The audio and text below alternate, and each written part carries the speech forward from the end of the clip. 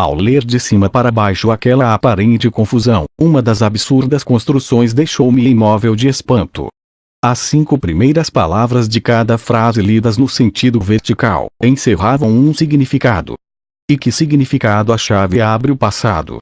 O resto das frases assim obtidas, no entanto, não tinha sentido. Antes de dar por boa a nova pista, reli a mensagem, escrevendo e unindo as palavras de cima para baixo, da esquerda para a direita e até em diagonal. Mas foi inútil. As únicas que continham algo de coerente, por acaso, eram as 5 primeiras. Eis a mensagem no original inglês. The guard who keeps the vigil in front of the tomb will reveal the ritual of Arlington Cemetery to you. Que and ritual lead out to Benjamin. Open your eyes before John Fitzgerald Kennedy. TH Broted List resta em 44. W. The shadow of the medlar tree covers in the late afternoon. Past and future are my legacy. Que tinha querido dizer o major com esta sexta pista? Intuitivamente, liguei a nova frase com a última da mensagem. Passado e futuro são meu legado. Que relação podia existir entre a chave, o passado e o futuro? Animado por aquela súbita descoberta, ainda que impotente reconheço, para desfazer tanto mistério, dispus-me a esperar pela luz da manhã daquela quinta-feira, que pressentia particularmente intensa. Ao levantar-me na quinta-feira, 5 de novembro de 1981, em frente à estação dos Correios da rua Benjamin Franklin, reparei que os joelhos se me vergavam. Na minha mão direita, apertada como numa armadilha, a pequena chave que o major me entregara em Yucatán estava ligeiramente embaciada por um suor frio e incômodo. Inspirei profundamente e atravessei o umbral, dirigindo-me com passo resoluto para a parede onde brilhava o enxame de portinhas metálicas. Sem dúvida fora acertado esperar que o relógio desse às 10 da manhã. Àquela altura, uma pequena multidão se movimentava nas várias dependências da estação. Ao colocar-me em frente ao apartado número 21, um grande grupo de usuários, especialmente pessoas de idade, tratava de abrir os seus respectivos depósitos, indiferentes a quanto os rodeava. Passei a chave para a mão esquerda e, com um gesto mecânico, enxuguei o suor da palma da mão direita contra o tecido das calças. Voltei a respirar o mais fundo possível e empunhei a pequena chave, levando-a tremulamente à fechadura. Mas os nervos traíram-me. Antes mesmo de verificar se entrava ou não no orifício, a chave fugiu-me por entre os dedos, caindo no polido ladrilhado branco. O tilintar da chave nos seus múltiplos ressaltos no pavimento fez-me empalidecer. Lancei-me como um autômato atrás da maldita chave, furioso contra mim mesmo por tanta falta de habilidade. Mas, quando me preparava para a apanhar, uma mão grande e segura chegou primeiro. Ao levantar os olhos, um fio de fogo perfurou meu estômago. O prestável indivíduo era um dos polícias de serviço na estação. Em silêncio, e com um sorriso aberto como único comentário, o guarda estendeu a mão e entregou-me a chave. Quis Deus que eu soubesse responder àquele gesto com outro sorriso de circunstância que, sem sequer abrir a boca, desse meia volta em direção à caixa número 21. Tremo agora, ao pensar no que poderia ocorrer se aquele representante da lei me tivesse feito alguma pergunta. Ainda assustado, tateei o orifício com a ponta da chave. O coração batia desesperadamente. Por favor, entra. Entra. Docemente, como se me tivesse ouvido, a chave penetrou até o fundo. Tive vontade de gritar. Tinha entrado.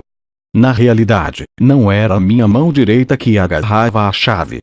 Era o meu coração, o meu cérebro, todo o meu ser. Antes de prosseguir, olhei cautelosamente à esquerda e à direita.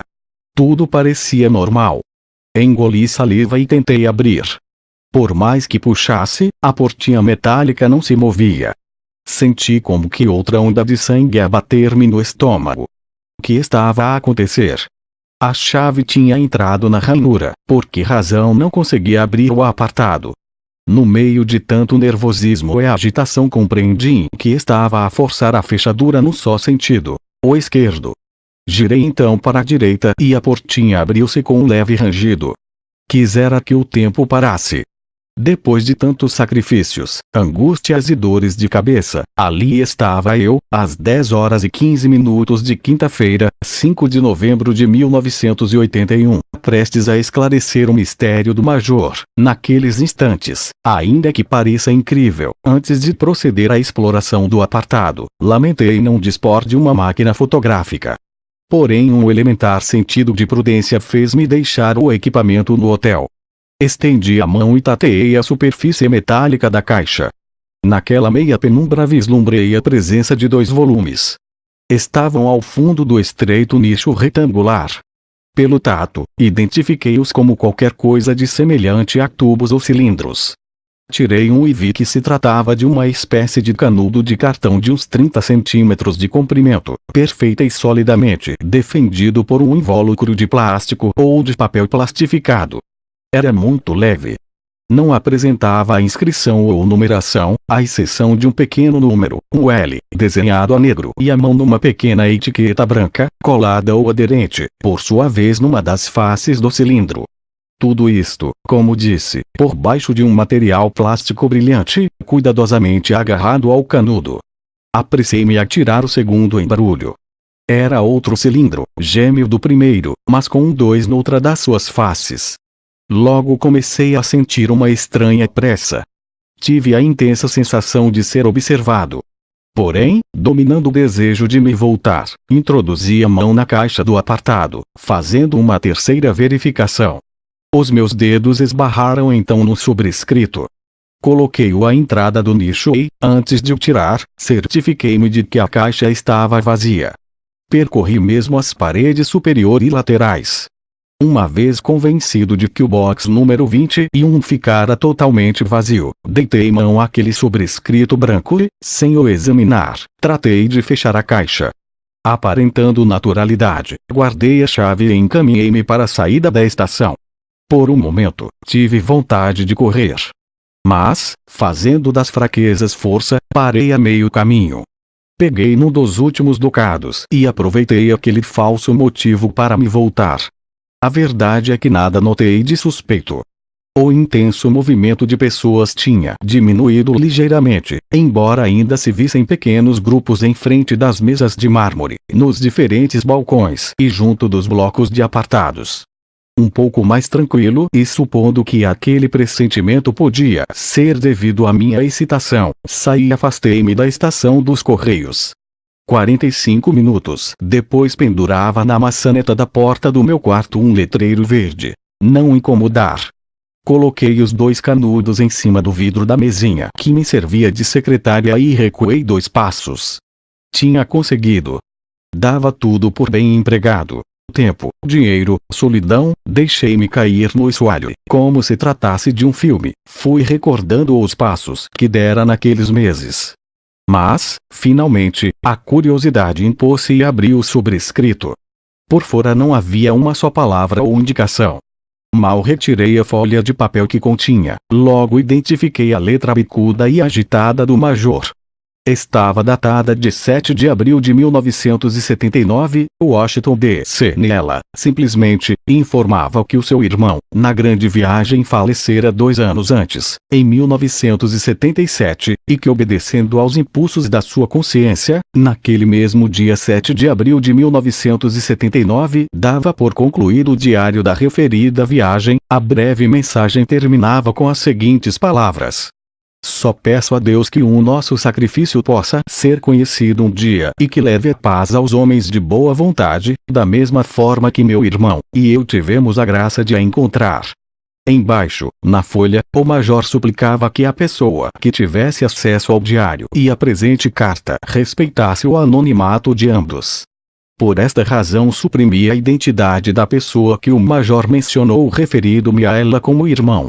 Posso esclarecer, isso sim na realidade, não se trata de um irmão de sangue, mas sim de uma qualificação espiritual. A minha primeira reação ao ler o bilhete foi a de consultar a primeira mensagem. Aquela confissão do falecido oficial da USAF parecia estar contida plenamente na quarta e não menos misteriosa frase: o irmão dorme em 44W. A sombra da Nes Pereira cobre-o pelo anoitecer. De novo me lembrei do nome de Arlington. Sim, agora sim, pode ter sentido, disse para comigo. Agora começo a compreender, tinha de visitar de novo o cemitério. Na realidade, tal como pude verificar ao ler o diário do Major, as duas últimas frases da sua mensagem cifrada não eram mais que uma confirmação, para a pessoa que chegasse até o seu legado, da realidade física do seu companheiro na grande viagem e, obviamente, da natureza do referido diário. Em abono da verdade, depois de conhecer a inacreditável informação encerrada nos cilindros, não era vital a localização do falecido companheiro do meu amigo. Os que me conhecem um pouco sabem, no entanto, que gosto de aprofundar as minhas investigações e com tanto mais razão quanto, como naqueles momentos, me encontrava tão perto do final. Mas as surpresas não tinham acabado naquela inesquecível quinta-feira. Antes de proceder à solene abertura dos canudos de cartão, coloquei o sobrescrito junto dos cilindros e fotografei-os com gosto. A seguir, e depois de comprovar que o plástico protetor não oferecia a menor falha por onde começar o trabalho de abertura, peguei numa das minhas navalhas de barba e, delicadamente, separei o círculo que cobria uma das hastes do cilindro, precisamente a oposta à que apresentava a pequena etiqueta com o número 1. Nervosamente, tateei o cartão. Parecia muito sólido. Depois de um minucioso, quase me atreveria a chamar-lhe microscópico, exame, vi-me obrigado a cortá-lo pela circunferência. Uma hora depois, a tenaz tampa, de 5 milímetros de espessura e 10 centímetros de diâmetro, saltava, por fim, deixando a descoberto o interior do tubo. Segundos depois, tinha na minha frente um maço de papéis, formando um rolo perfeito.